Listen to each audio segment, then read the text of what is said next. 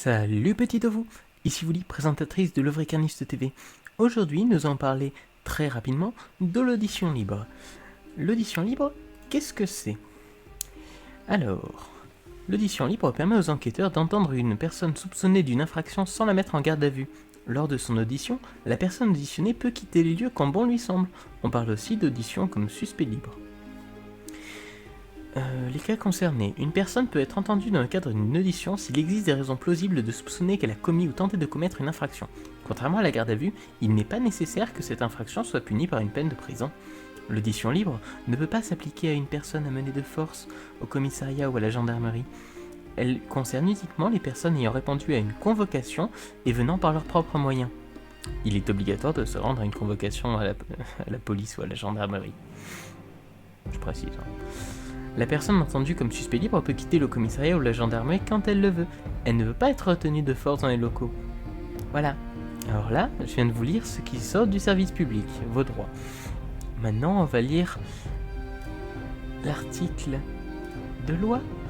Alors, l'article de loi, donc je vous le mettrai, comme d'habitude, je vous mets tout dans la description, donc libre à vous de consulter. La loi, c'est la loi 2014-535, donc relative au droit à l'information dans le cadre des procédures pénales. Et donc là, on est au chapitre 1er, dispositions relatives à l'audition des personnes soupçonnées et ne faisant pas l'objet d'une garde à vue, donc en audition libre. La personne à l'égard de laquelle il existe des raisons plausibles de soupçonner qu'elle a commis ou tenté de commettre une infraction ne peut être entendue librement sur ses faits qu'après avoir été informée de la qualification, de la date et du lieu présumé de l'infraction qu'elle est soupçonnée d'avoir commis ou tenté de commettre, du droit de quitter à tout moment le locaux où elle est entendue, le cas échéant du droit d'être assisté par l'interprète, du droit de faire des déclarations, de répondre aux questions qui sont posées ou de se taire, notez-le bien. Si l'infraction pour laquelle elle est entendue est un crime ou un délit puni d'une peine d'emprisonnement, du droit d'être assisté au cours de son audition par un avocat, choisi par elle ou à sa demande désigné d'office par le bâtonnier de l'ordre des avocats. Elle est informée que les frais seront à sa charge, sauf si elle remplit les conditions d'accès à l'aide juridictionnelle, notez-le bien, qui lui sont rappelées par tout moyen. Elle peut accepter expressément de poursuivre l'audition hors de la présence de son avocat. De la possibilité de bénéficier, le cas échéant, gratuitement, de conseils juridiques dans une structure d'accès au droit. La notification des informations données en application de présent article est mentionnée au procès verbal. Voilà. Donc, on notera très bien le début. Ne peut être entendu librement sur ces faits qu'après avoir été informé. Donc, tant que vous n'avez pas été informé de tout ça, la procédure comporte un vice de procédure qui fait que vous n'avez pas été informé de vos droits. Donc, la procédure, c'est de la merde. À partir de ce moment-là, vous avez le droit de vous torcher avec le procès verbal. Mais le procès verbal, il faut devoir à ne pas le signer, parce que si jamais ils mentionnent qu'ils l'ont dit alors qu'ils ne vous l'ont pas dit, et que vous signez le procès verbal parce qu'ils vont vous mettre un gros coup de stress vers la fin quand viendra le moment de le signer, si vous ne l'avez pas vu et que vous le signez, c'est perdu, game over, ils ont gagné, quoi qu'ils aient pu commettre comme délit, c'est pas grave, ça passe. Donc la procédure pénale, voilà, à partir de ce moment-là, vous prenez du lubrifiant à base d'eau, vous la tartinez, vous l'enfoncez profondément dans le cul parce que c'est là où vous l'avez, profondément dans le cul. Donc, ce serait juste pour dire qu'il y a aussi également Monsieur Olas qui était très remonté contre les auditions libres qui sont une aberration selon lui, car voilà, il estime que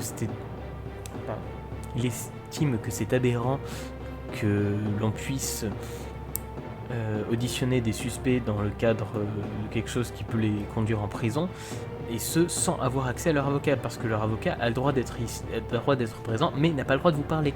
C'est-à-dire que l'avocat il va se placer au fond de la salle, voilà, entre la fontaine d'eau et la plante verte, donc vous avez dans l'ordre fontaine, avocat, plante verte.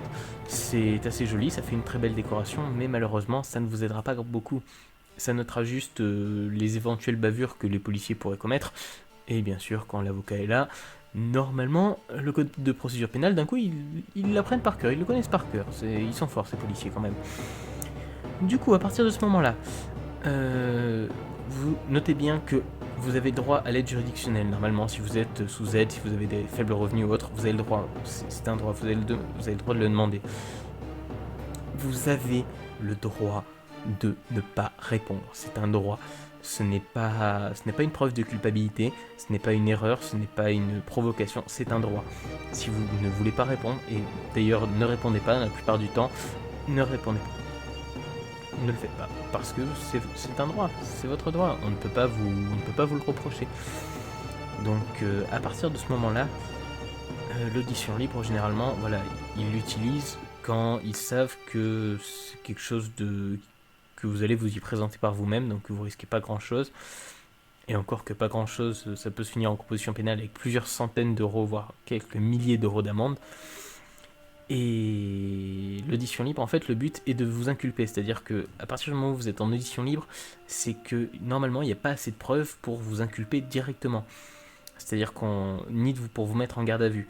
Donc, on vous laisse en audition libre, sans avocat, vous dépataugez, ils vous posent des questions, et comme ils ne vous ont pas précisé que vous n'avez pas le droit, que vous avez le droit de ne pas répondre aux questions, eh bien vous vous sentez obligé de répondre, vous répondez, parfois à côté, vous vous inculpez, vous faites semblant, vous faites des erreurs, vous mentez un peu parce que tout le monde ment et au bout d'un moment il faut arrêter de se cacher.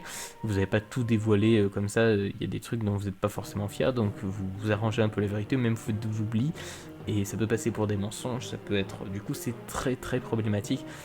Donc en audition libre, taisez-vous.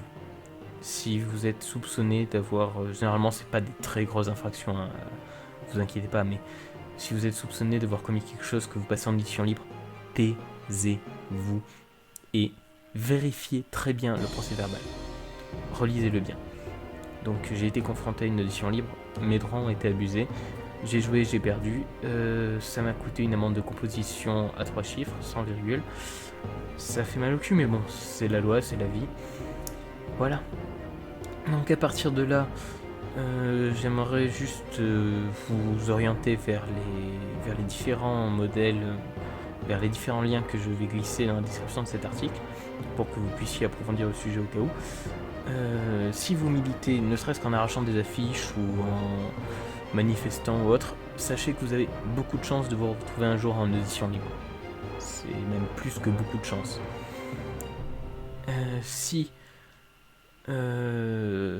ça vous intéresse, je pourrais aussi en faire un sur la garde à vue que je n'ai pas eu la chance d'expérimenter, malheureusement. Si vous voulez, je pourrais aller faire un tour en garde à vue si ça vous fait plaisir. Non, je vais juste me renseigner sur celui-là. Mais bon, voilà. Donc si vous avez envie d'approfondir ou de me demander ce qui s'est passé sur pourquoi j'en veux la justice et pourquoi je trouve que mes doigts ont été très gravement abusés, je vous invite à me joindre en DM sur Twitter. Au besoin, je vous donnerai mon Skype ou mon téléphone, on s'appelle, on se fait une bouffe et je vous explique tout ça. Voilà, donc c'était Wouli pour Le Vrai Carniste TV et c'était le premier sujet qu'on me demandait. Je suis assez fier, je suis content. Le prochain Chronique Animale aura beaucoup de retard, pas un niveau what the cut mais presque. Je suis absolument désolé, j'ai déjà le sujet en plus que quelqu'un m'a transmis sur Twitter, mais malheureusement j'ai pas vraiment le temps de montage et voilà, je suis désolé.